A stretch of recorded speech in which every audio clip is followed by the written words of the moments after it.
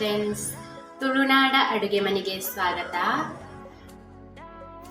ನಾವಿವತ್ತು ಬಾಳೆ ಎಲೆಯಿಂದ ಕಡುಬು ಹೇಗೆ ಮಾಡುವುದಂತ ನೋಡೋಣ. ಇದೊಂದು ಟ್ರೆಡಿಷ್ನಲ್ ತಿಂಡಿಯಾಗಿದೆ. ನಮ್ಮ ಮಂಗಳೂರು ಸೈಡ್ ಅಂತೂ ಹೆಚ್ಚಾಗಿ ಬಾಳೆ ಎಲೆಯ ಕಡುಬನ್ನು ಮಾಡುತ್ತಾರೆ.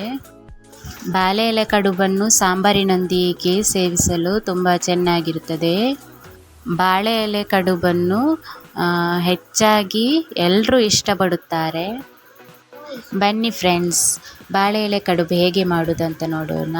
ನಾನಿಲ್ಲಿ 2 ಕಪ್ನಷ್ಟು ಬೆಳ್ತಿಗೆ ಅಕ್ಕಿ ಹಾಗೂ 2 ಕಪ್ನಷ್ಟು ಕುಚ್ಚಲಕ್ಕಿಯನ್ನು 8 ಗಂಟೆಗಳ ಕಾಲ ನೆನೆಸಿ ಇಟ್ಟಿದ್ದೆ.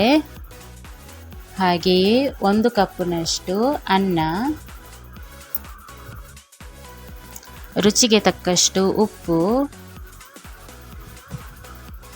ಎಲ್ಲವನ್ನು ಗ್ರೈಂಡರಿನಲ್ಲಿ ಹಾಕಿ ಸ್ವಲ್ಪ ದಪ್ಪನಾಗಿ ರುಬ್ಬಿಕೊಳ್ಳಬೇಕು. ನೀರು ಸ್ವಲ್ಪ ಹಾಕ್ಕೊಳ್ಳಿ, ರುಬ್ಬುವಾಗ ಹಿಟ್ಟು ದಪ್ಪವಾಗಿರಬೇಕು.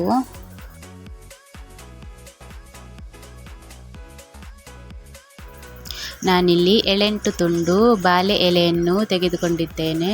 ಇದನ್ನು ಚೆನ್ನಾಗಿ ತೊಳೆದು ಒರೆಸಿಕೊಂಡು ನಾವು ಯೂಸ್ ಮಾಡಬೇಕು. ಹಿಟ್ಟೆಲ್ಲ ರುಬ್ಬಿಕೊಂಡ ನಂತರ ಹೀಗೆ ಒಂದೊಂದೇ ಬಾಳೆ ಎಲೆಗೆ ಹಿಟ್ಟನ್ನು ಸ್ವಲ್ಪ ಸ್ವಲ್ಪವೇ ಹಾಕಿ ತೆಳುವಾಗಿ ಸವರಿಕೊಳ್ಬೇಕು. ತೆಳುವಾಗಿ ಸವರಿದ ನಂತರ ಬಾಳೆ ಎಲೆಯನ್ನು ಹೀಗೆ ಮಡಚುತ್ತಾ ಬರಬೇಕು. ಎಲ್ಲ ಎಲೆಗೆ ಹೀಗೆ ತೆಳುವಾಗಿ ಸವರಬೇಕು.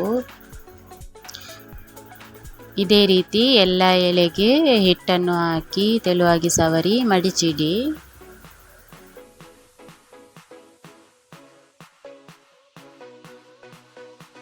ನಂತರ ಸ್ಟವ್ ಮೇಲೆ ಒಂದು ಇಡ್ಲಿ ಪಾತ್ರೆಯಲ್ಲಿ ಸ್ವಲ್ಪ ನೀರಿಟ್ಟು ತಟ್ಟೆಯನ್ನು ಇಡಿ.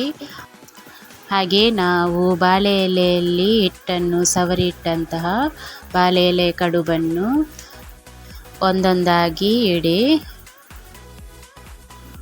ಫ್ರೆಂಡ್ಸ್, ನನ್ನ ಈ ವಿಡಿಯೋಸ್ ನಿಮಗೆ ಇಷ್ಟ ಆದರೆ ಪ್ಲೀಸ್ ಲೈಕ್ ಮಾಡಿ, ಕಮೆಂಟ್ ಮಾಡಿ. ಹಾಗೆ ನನ್ನ ಚಾನಲನ್ನು ನೀವಿನ್ನೂ ಸಬ್ಸ್ಕ್ರೈಬ್ ಆಗಿಲ್ಲ ಅಂದರೆ ಸಬ್ಸ್ಕ್ರೈಬ್ ಮಾಡಿ, ಪಕ್ಕದಲ್ಲಿರುವ ಬೆಲ್ ಬಟನನ್ನು ಕ್ಲಿಕ್ ಮಾಡಿ, ಆಲ್ ಅಂತ ಕ್ಲಿಕ್ ಮಾಡಿ. ನಾನು ಹಾಕುವ ಎಲ್ಲ ವೀಡಿಯೋಸ್ನ ನೋಟಿಫಿಕೇಷನ್ ನಿಮಗೆ ಬರುತ್ತದೆ.